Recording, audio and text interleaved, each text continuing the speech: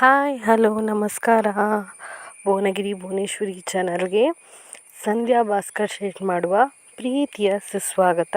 ಇವತ್ತು ಒಂದು ಹೊಸ ರೀತಿಯಲ್ಲಿ ಪೂರಿ ಮಾಡುವಂಥ ವಿಧಾನನ ನೋಡ್ಕೊಂಡು ಬರೋಣ. ತುಂಬ ಈಸಿಯಾಗಿ ಕೂಡ ಮಾಡ್ಬೋದು, ತುಂಬ ಗರಿಗರಿಯಾಗಿ ಕೂಡ ಮಾಡ್ಕೋಬೋದು, ತುಂಬ ಕ್ವಿಕ್ಕಾಗಿ ಕೂಡ ಮಾಡ್ಕೋಬೋದು. ಬೆಳಗಿನ ತಿಂಡಿಗೆ ಅಥವಾ ಊಟಕ್ಕೆ, ಹಬ್ಬಗಳಲ್ಲಿ ಊಟಕ್ಕೆ ಕೂಡ ನೀವು ಮಾಡ್ಕೋಬೋದು. ಹಾಗೆ ಸುಮಾರು 15 ದಿನದ ತನಕನೂ ಆರಾಮಾಗಿ ಸ್ಟೋರ್ ಮಾಡಿ ಇಟ್ಕೋಬೋದು. ತುಂಬ ರುಚಿಯಾಗಿ ಕೂಡ ಇರುತ್ತೆ. ಹಾಗಾದರೆ ಬನ್ನಿ ಇವತ್ತಿನ ಒಂದು ಪೂರಿ ರೆಸಿಪಿನ ಸ್ಟಾರ್ಟ್ ಮಾಡೋಣ. ತುಂಬಾ ರುಚಿಕರವಾದಂಥ ಪೂರಿಗಳನ್ನು ಹೇಗೆ ಮಾಡ್ಕೊಳ್ಳೋದು, ಅದಕ್ಕೆ ಇರುವಂಥ ಒಂದೆರಡು ಟಿಪ್ಗಳು ಏನು ಅಂತಲೂ ತಿಳ್ಕೊಂಬರೋಣ. ಮೊದಲಿಗೆ ನಾನಿಲ್ಲಿ ಏನೆಲ್ಲ ಬೇಕು ಅಂತ ನೋಡ್ಕೊಂಬರೋಣ. ಗೋಧಿ ಹಿಟ್ಟು, ಹಾಗೆ ಉಪ್ಪು, ಸ್ವಲ್ಪ ಸಕ್ಕರೆ, ಹಾಗೆ ಎಣ್ಣೆ, ಅರಶಿನದ ಪುಡಿ ತೊಗೊಂಡಿದ್ದೀನಿ. ಸುಮಾರು ಇಲ್ಲಿ ಅರ್ಧ kg ಆಗೋಷ್ಟು ಗೋಧಿ ಹಿಟ್ಟಿದೆ. ಅದಕ್ಕೆ ನಾನು ಸ್ವಲ್ಪ ಅರಶಿನದ ಪುಡಿ ಹಾಗೆ 1 ಸ್ಪೂನ್ ಆಗೋಷ್ಟು ಸಕ್ಕರೆನ ಹಾಕ್ಕೊಂಡಿದ್ದೀನಿ. ರುಚಿಗೆ ತಕ್ಕಷ್ಟು ಉಪ್ಪನ್ನು ಹಾಕ್ಕೊಂಡು ಒಂದು 3 ಸ್ಪೂನ್ ಆಗೋಷ್ಟು ಎಣ್ಣೆನ ಬಿಸಿ ಮಾಡ್ಕೊತಾ ಇದ್ದೀನಿ. ಎಣ್ಣೆ ಚೆನ್ನಾಗಿ ಕುದಿಬೇಕು ಫ್ರೆಂಡ್ಸ್. ಹಾಗೆಯೇ ಈ ಹಾಕಿರೋಂಥ ಪೌಡರ್ಗಳನ್ನೆಲ್ಲ ಒಂದು ಸಲ ಡ್ರೈ ಮಿಕ್ಸ್ ಮಾಡ್ಕೊಳ್ಳೋಣ. ಫುಲ್ ಡ್ರೈ ಮಿಕ್ಸ್ ಮಾಡಿದ ನಂತರ ಮಧ್ಯದಲ್ಲಿ ಸ್ವಲ್ಪ ಹಿಟ್ಟನ್ನು ಈ ಥರ ಜಾಗ ಮಾಡ್ಕೊಳ್ಳೋಣ. ಅಷ್ಟೊತ್ತಿಗೆ ನಮ್ಮ ಎಣ್ಣೆ ಬಿಸಿಯಾಗಿರುತ್ತೆ ನೋಡಿ. ಈಗ ಎಣ್ಣೆ ಬಿಸಿಯಾಗಿದೆ. ಈ ಥರ ಮಧ್ಯದಲ್ಲಿ ಸ್ವಲ್ಪ ಜಾಗ ಮಾಡಿಕೊಂಡ್ರೆ ಎಣ್ಣೆ ಹಾಕೋದಕ್ಕೆ ಈಸಿ ಆಗುತ್ತೆ. ಈಗ ಎಣ್ಣೆ ಕೂಡ ತುಂಬಾ ಒಳ್ಳೆ ಬಿಸಿಯಾಗಿರೋದ್ರಿಂದ ಈ ಎಣ್ಣೆಯನ್ನು ತೆಗೆದು ಅದಕ್ಕೆ ಹಾಕೋತಾ ಇದ್ದೀನಿ. ಎಣ್ಣೆ ಮಾತ್ರ ತುಂಬಾ ಬಿಸಿಯಾಗಿರಬೇಕು ಫ್ರೆಂಡ್ಸ್. ನೋಡಿ, ಹಾಕಿದ ತಕ್ಷಣ ಈ ಥರ ಬಬಲ್ಸ್ ಬರಬೇಕು ಎಣ್ಣೆಯಿಂದ, ಆ ಥರ ಬಿಸಿಯಾಗಿರಬೇಕು ಎಣ್ಣೆ. ಈ ಥರ ಎಣ್ಣೆ ಬಿಸಿ ಆದ ನಂತರ ಹಿಟ್ಟನ್ನು ಪೂರ್ತಿಯಾಗಿ ಈ ಥರ ಹಾಕ್ಕೋಬೇಕಾಗತ್ತೆ ಎಣ್ಣೆ ಮೇಲ್ಗಡೆ. ಈ ಥರ ಆವಾಗ ಏನಾಗುತ್ತೆ ಅಂದರೆ ಈ ಎಣ್ಣೆ ಚೆನ್ನಾಗಿ ಹಿಟ್ಟಿಗೆ ಹಿಡಿದು ಗರಿಗರಿಯಾಗಿ ಬರುತ್ತೆ ಪೂರಿ.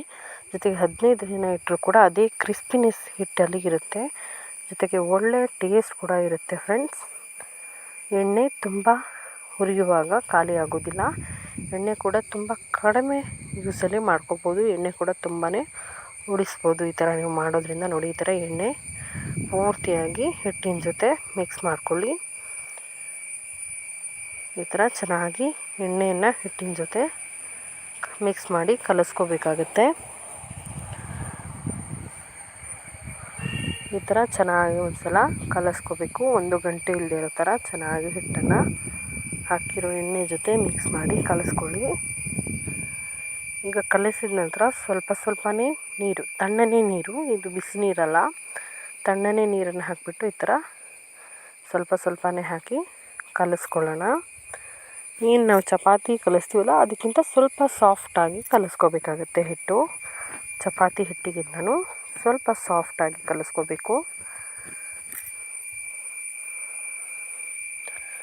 ಈ ಥರ ಉಂಡೆ ಕಟ್ಟೋ ಅದಕ್ಕೆ ಬರೋ ಥರ ಸಾಫ್ಟಾಗಿ ಸ್ವಲ್ಪನೇ ನೀರು ಹಾಕೋತಾ ಕಲಿಸ್ಕೊಳ್ಳಿ. ಈ ಥರ ನಾದ್ಕೋತಾ ಕಲಿಸ್ಕೊಳ್ಳೋದ್ರಿಂದ ಪೂರಿ ಕೂಡ ಚೆನ್ನಾಗಿ ಉಬ್ಬಿ ಬರುತ್ತೆ ಫ್ರೆಂಡ್ಸ್. ಹಾಗಾಗಿ ಸ್ವಲ್ಪನೇ ನೀರು ಹಾಕೋತಾ ಚೆನ್ನಾಗಿ ಈ ಥರ ನಾದ್ಕೋತಾ ಕಲಿಸ್ಕೊಳ್ಳಿ. ಇದು ಪೂರ್ತಿಯಾಗಿ ಗೋಧಿ ಹಿಟ್ಟು ಅರ್ಧ kg ತೊಗೊಂಡಿದ್ದೀನಿ. ಇದಕ್ಕೆ ನಾನಿಲ್ಲಿ ಮೈದಾ ಹಿಟ್ಟೇನು ಯೂಸ್ ಮಾಡಿಲ್ಲ. ನೋಡಿ, ಈ ಥರ ಉಂಡೆ ಕಟ್ಟೋ ಅದಕ್ಕೆ ಬರೋ ಥರ ಕಲಿಸ್ಕೊಳ್ಳಿ. ಚೆನ್ನಾಗಿ ನಾದ್ಕೋತಾ ಕಲಿಸ್ಕೋಬೇಕು. ಈ ಥರ ನೀವು ನಾದೋದ್ರಿಂದ ಪೂರಿ ಕೂಡ ತುಂಬಾ ಚೆನ್ನಾಗಿ ಉಬ್ಬಿ ಬರುತ್ತೆ ಫ್ರೆಂಡ್ಸ್. ನೋಡಿ, ಈ ಥರ ಸಾಫ್ಟ್ ಆಗೋ ಥರ ಕಲಿಸ್ಕೊಳ್ಳಿ. ಈ ಥರ ಬೆರಳಿಟ್ಟರೆ ಬೆರಳು ಅಚ್ಚು ಹೊರಗೆ ಬರಬೇಕು ವಾಪಸ್ಸಾಗಿ, ಅಷ್ಟು ಸಾಫ್ಟಾಗಿ ಕಲಿಸ್ಕೋಬೇಕಾಗತ್ತೆ. ನೋಡಿ, ಈ ಥರ ಸಾಫ್ಟಾಗಿ ಕಲಿಸ್ಕೋಬೇಕು. ಆಗ ಮಾತ್ರ ಪೂರಿ ತುಂಬಾ ಚೆನ್ನಾಗಿ ಉಬ್ಬಿ ಬರುತ್ತೆ. ಈಗ ಇದ್ರ ಮೇಲೆ 1 ಸ್ಪೂನ್ ಆಗೋಷ್ಟು ಎಣ್ಣೆನ ನಾನು ಕೈಗೆ ಹಚ್ಕೊಂಡು ಸವರ್ಕೋತೀನಿ. ಸವರ್ಬಿಟ್ಟು ಒಂದು 10 ನಿಮಿಷಗಳ ಕಾಲ ನೆನೆಯೋಗಿ ಬಿಟ್ಟಿದ್ದೆ.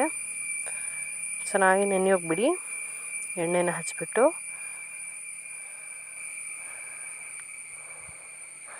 ಈಗ ಒಂದು ಬೋಲ್ಡ್ ಮೇಲೆ ಹಾಕ್ಕೊಂಡು ಚೆನ್ನಾಗಿ ನಾದ್ಕೋಬೇಕು. ಇನ್ನೊಂದು ಸಲ 10 ನಿಮಿಷ ಆದ ನಂತರ ಈ ಥರ ನೋಡಿ, ನಿಮಗೆ ಪೂರಿ ಸೈಜ್ ಯಾವ ಥರ ಹಿಟ್ಟು ಬೇಕೋ ಆ ಥರ ನೀವು ಸೈಜ್ನಲ್ಲಿ ಉಂಡೆಗಳನ್ನ ಮಾಡ್ಕೋಬೋದು. ಈ ಥರ ನಾನು ಪುಟ್ಟದಾಗಿ ಉಂಡೆಗಳನ್ನ ಮಾಡ್ಕೊತಾ ಇದ್ದೀನಿ.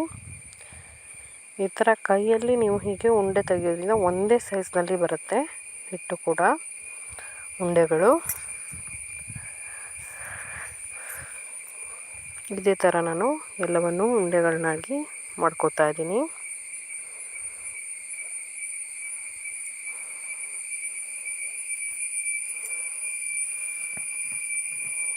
ನೋಡಿ, ಈ ಥರ ಕೂಡ ನೀವು ತೆಗೆದ್ಬಿಟ್ಟು ಕೈಯಲ್ಲಿ ಈ ಥರ ರೌಂಡ್ ಶೇಪ್ ಕೂಡ ಮಾಡಿಕೊಂಡು ಇಟ್ಕೋಬೋದು. ಪೂರಿ ನಿಮಗೆ ಯಾವ ಸೈಜ್ನಲ್ಲಿ ಬೇಕೋ ಆ ಪ್ರಮಾಣದಲ್ಲಿ ಹಿಟ್ಟು ತೊಗೊಂಡ್ರೆ ಆಯಿತು. ಈ ಥರ ಪುಟ್ಟದಾಗಿ ಉಂಡೆಗಳನ್ನಾಗಿ ಮಾಡ್ಕೊಂಡ ನಂತರ ಒಂದು 5 ನಿಮಿಷ ಅದನ್ನು ಹಾಗೆ ಬಿಡಬೇಕು. ಅದಾದಮೇಲೆ ನೋಡಿ, ಈ ಥರ ಕೈಯಲ್ಲಿ ಕಲಿಸ್ಕೋಬೇಕಾಗತ್ತೆ ಇನ್ನೊಂದು ಸಲ. ಈಗ ಬೋರ್ಡ್ ಮೇಲೆ ಹಿಟ್ಟನ್ನು ಉದುರಿಸಿ ಪೂರಿಗಳನ್ನು ಲಟ್ಟಿಸ್ಕೊಳ್ಳೋಣ. ಒಂದು ಪ್ಲೇಟ್ ಮೇಲೆ ಹಿಟ್ಟನ್ನು ಹಾಕ್ಕೊಂಡು ಈ ಥರ ಡಿಪ್ ಮಾಡ್ಕೊಳ್ಳಿ. ಎರಡೂ ಕಡೆ ಡಿಪ್ ಮಾಡಿದ ನಂತರ ಒಂದು ಲಟ್ಟಣಿಗೆ ಸಹಾಯದಿಂದ ಲಟ್ಟಿಸ್ಕೋಬೇಕು. ಯಾವ ಸೈಜ್ ಬೇಕು ಅಂತ ನೋಡಿ ಆ ಸೈಜ್ಗೆ.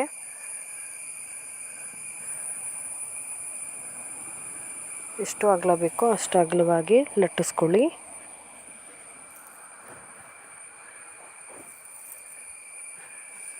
ಈ ಪ್ರಮಾಣದಲ್ಲಿ ಲಟ್ಟಿಸಿದ್ರೆ ಸಾಕಾಗುತ್ತೆ.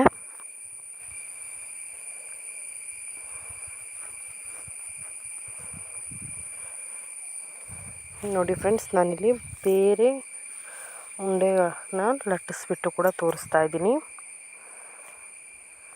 ಸ್ವಲ್ಪ ಹಿಟ್ಟಿಗೆ ಡಿಪ್ ಮಾಡಿಬಿಟ್ಟು ನೀವು ಲಟ್ಟಿಸ್ಕೋಬೇಕು. ನನ್ನ ಹತ್ರ ಸ್ಟ್ಯಾಂಡ್ ಇಲ್ಲದೆ ಇರೋದ್ರಿಂದ ಫ್ರೆಂಡ್ಸ್ ಒಂದು ಡಬ್ಬಿ ಮೇಲೆ ಇಟ್ಬಿಟ್ಟು ನಾನು ಲಟ್ಟಿಸಿ ತೋರಿಸ್ತಾ ಇದ್ದೀನಿ. ಹಾಗಾಗಿ ನಿಮಗೆ ಅಷ್ಟು ಕ್ಲಿಯರಾಗಿ ರೌಂಡ್ ಶೇಪಲ್ಲಿ ನಿಮಗೆ ಆಗುತ್ತೆ. ಆ ಥರ ರೌಂಡ್ ಶೇಪಲ್ಲಿ ಲಟ್ಟಿಸ್ಕೊಳ್ಳಿ. ಪೂರಿ ರೌಂಡ್ ಬರದಿದ್ರೆ ನೀವು ಟೆನ್ಷನ್ ಮಾಡ್ಕೋಬೇಡಿ. ಈ ಸೈಜ್ನಲ್ಲಿ ಲಟ್ಟಿಸ್ಕೊಂಡ್ರೆ ಸಾಕಾಗುತ್ತೆ. ನೋಡಿ, ಇಷ್ಟು ದೊಡ್ಡ ಸೈಜ್ನಲ್ಲಿ ನಾನು ಲಟ್ಟಿಸಿದ್ದೀನಿ. ಇದೇ ಥರ ಪೂರ್ತಿಯಾಗಿ ಲಟ್ಟಿಸಿದ ನಂತರ ಒಂದು ಬಾಣಲಿ ಇಟ್ಕೊಳ್ಳಿ. ಅದಕ್ಕೆ ಎಣ್ಣೆ ಬಿಸಿ ಮಾಡೋಕೆ ಇಟ್ಕೊಳ್ಳಿ. ಎಣ್ಣೆ ಬಿಸಿ ಮಾಡಿದ ನಂತರ ಒಂದೊಂದು ಪೂರಿಗಳನ್ನು ಹಾಕಿ ಸ್ವಲ್ಪನೇ ಪೂರಿ ಎದ್ದು ಬರ್ತಾ ಇದೆ ಅನ್ನುವಾಗ ಒಂದು ಸೌಟ್ನಿಂದ ಈ ಥರ ಪ್ರೆಸ್ ಮಾಡಿದ್ರೆ ಪೂರಿ ತುಂಬಾ ಚೆನ್ನಾಗಿ ಉಬ್ಬಿ ಬರುತ್ತೆ. ನೋಡಿ ಎಷ್ಟು ಚೆನ್ನಾಗಿ ಉಬ್ತಿದೆ ಅಂತ. ಈ ಥರ ಎರಡೂ ಕಡೆ ಪ್ರೆಸ್ ಮಾಡಿದ್ರೆ ಪೂರಿ ತುಂಬಾ ಚೆನ್ನಾಗಿ ಉಬ್ಬಿ ಬರುತ್ತೆ ಫ್ರೆಂಡ್ಸ್. ಇದೇ ಥರ ಮತ್ತೊಂದು ಪೂರಿ ಕೂಡ ಹಾಕಿ ತೋರಿಸ್ತಾ ಇದ್ದೀನಿ. ಚೆನ್ನಾಗಿ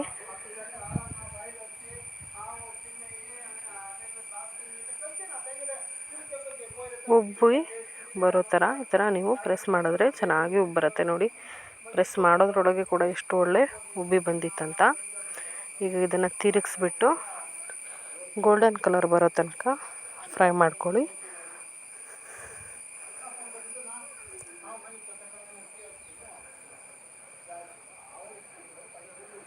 ನೋಡಿ ಎಷ್ಟು ಒಳ್ಳೆ ಫ್ರೈ ಆಗಿದೆ ಅಂತ.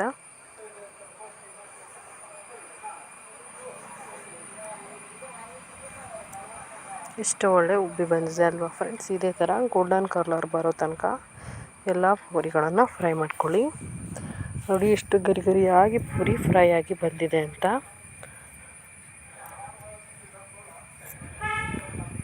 ಎಷ್ಟು ರುಚಿಯಾಗಿ ಕ್ರಿಸ್ಪಿಯಾಗಿ ಬಂದಿದೆ ಅಂತ ನೋಡಿ.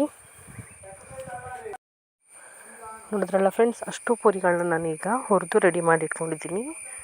ಪೂರಿ ಯಾವ ಥರ ಗರಿ ಗರಿಯಾಗಿ ಬಂದಿದೆ ಅಂತ ಕೂಡ ತೋರಿಸ್ತಾ ಇದ್ದೀನಿ. ನೋಡಿ, ಹುರಿದಿರೋ ಪೂರಿಯಲ್ಲಿ ಒಂದು ಪೂರಿನ ತೆಗೆದುಬಿಟ್ಟು ತೋರಿಸ್ತಿದ್ದೀನಿ. ನೋಡಿ ಎಷ್ಟು ಗರಿ ಗರಿಯಾಗಿ ಬಂದಿದೆ ಅಂತ. ಒಂದು ಸ್ವಲ್ಪ ಅದರಲ್ಲೇ ಎಷ್ಟು ಒಳ್ಳೆ ಪೌಡ್ರ್ ಆಗಿದೆ ಅಂತ. ಈ ಥರ ಪೂರಿನ ನೀವು ಕೂಡ ಮನೆಯಲ್ಲಿ ಟ್ರೈ ಮಾಡಿ ಹೇಗೆ ಬಂತು ಅಂತ ಕಮೆಂಟ್ನಲ್ಲಿ ತಿಳಿಸಿ. ಇದೇ ಫಸ್ಟ್ ಟೈಮ್ ನನ್ನ ಚಾನಲ್ನ ನೋಡ್ತಾ ಇದ್ದರೆ ಪ್ಲೀಸ್ ಸಬ್ಸ್ಕ್ರೈಬ್ ಆಗಿ, ಹಾಗೆ ಪಕ್ಕದಲ್ಲಿರೋಂಥ ಬೆಲ್ಲೈಕನ್ನ ಕೂಡ ಒತ್ತಿ. ಅದರಲ್ಲಿ ಆಲ್ ಅನ್ನೋದರಿಂದ ಒತ್ತೋದ್ರಿಂದ ನಾನು ಹಾಕೋ ಹೊಸ ಹೊಸ ರೆಸಿಪಿ ವಿಡಿಯೋಗಳು ನಿಮಗೆ ನೋಟಿಫಿಕೇಷನ್ ಮೂಲಕ ಬಂದು ಸೇರುತ್ತೆ. ಜೊತೆಗೆ ನಾನು ಹಾಕೋ ಎಲ್ಲ ರೆಸಿಪಿ ವಿಡಿಯೋಗಳನ್ನು ಹಾಕಿದ ಕೂಡಲೇ ನೀವು ನೋಡ್ಬೋದು. ಹಾಗೆ ಕಮೆಂಟ್ ಮಾಡಿ, ಜೊತೆಗೆ ಶೇರ್ ಮಾಡಿ. ಇನ್ನಷ್ಟು ಈಸಿ ರೆಸಿಪಿಗಳಿಗಾಗಿ ಭುವನಗಿರಿ ಭುವನೇಶ್ವರಿ ಚಾನಲ್ನ ಸಬ್ಸ್ಕ್ರೈಬ್ ಮಾಡ್ಕೊಳ್ಳಿ. ಅಲ್ಲಿವರೆಗೂ keep watching Bhuvanagiri Bhuvaneshwari channel. ಹೋಗಿ ಬರ್ತೀವಿ. ನಮಸ್ಕಾರ.